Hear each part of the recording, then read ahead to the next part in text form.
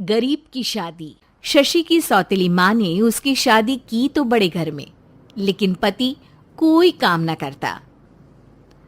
आप ससुर जी के साथ काम पर क्यों नहीं जाते? हाँ जाऊंगा, लेकिन कल से। आज जरा मैं दोस्तों के साथ घूमने जा रहा हूँ। शशि के दो बच्चे होते हैं, लेकिन रमेश का हाल वैसा का वैसा ही रहता है। एक दिन, सुनिए ना, बच्चा रो रहा है, इसके दूध के लिए पैसे नहीं है। अरे तो पिताजी से ले लो ना। क्यों? अगर आप में कमाने की क्षमता नहीं थी तो शादी क्यों की? तभी घर आई बड़ी ननद बोल पड़ती है।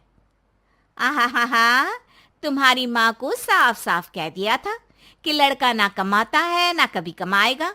हम चार चार बहनें हैं इसका ख्याल रखने के लिए, और पिताजी का इतना सारा पैसा, तुम्हें किस चीज की कमी रखी है? लेकिन थोड़े ही सालों में तकदीर बदल जाती है। शशि का ससुराल गरीब हो जाता है। सब बिकने के बाद शशि अपने पति, बच्चे और सास के साथ किराए के मकान में आ जाती है। मैं कोई नौकरी करना चाहती हूँ दीदी।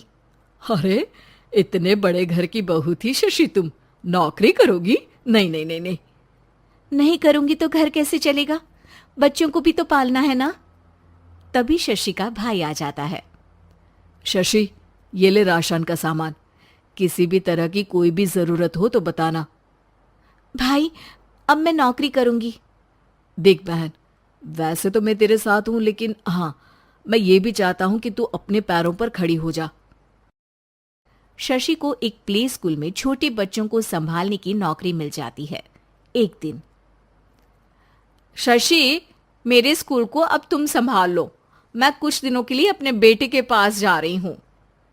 लेकिन प्ले स्कूल अकेले मैंने कभी नहीं संभाला है। अब ये सब मैं नहीं जानती। इतने महीनों में तूने जो देखा, बस पूरे आत्मविश्वास के साथ उसे करना।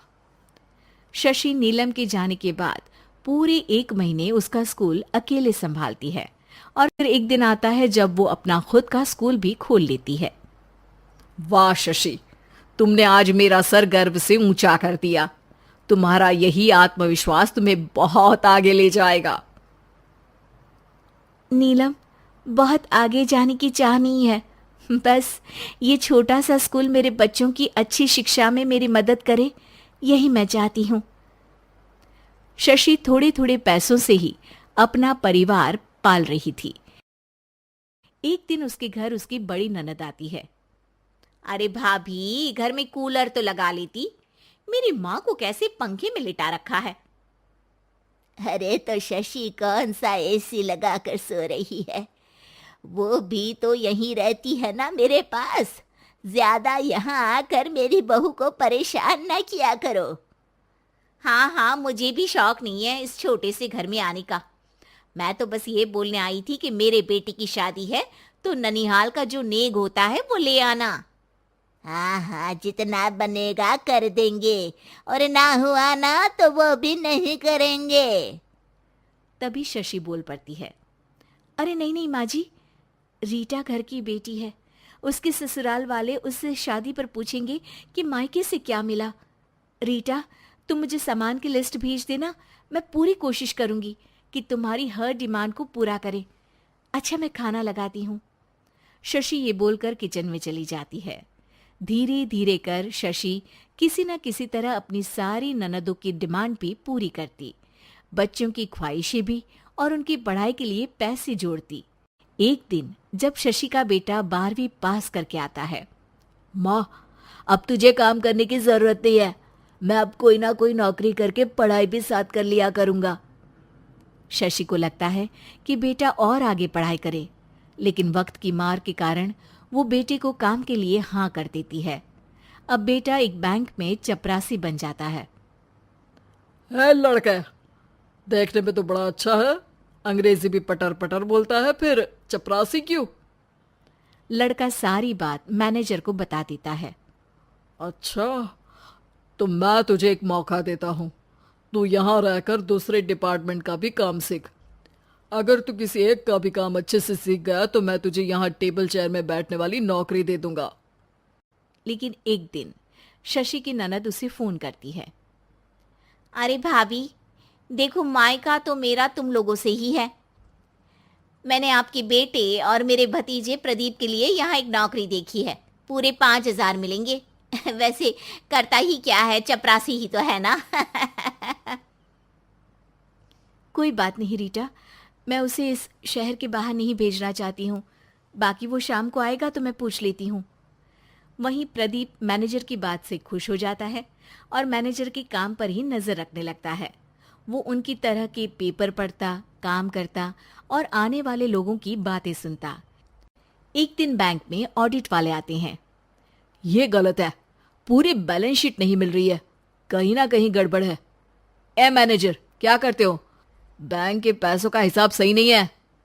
मैनेजर के पसीने छूट जाते हैं। तभी प्रदीप वहां जाता है।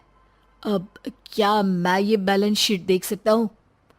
अरे बेटा मजाक नहीं, जाओ पानी लेकर आओ एक गिलास।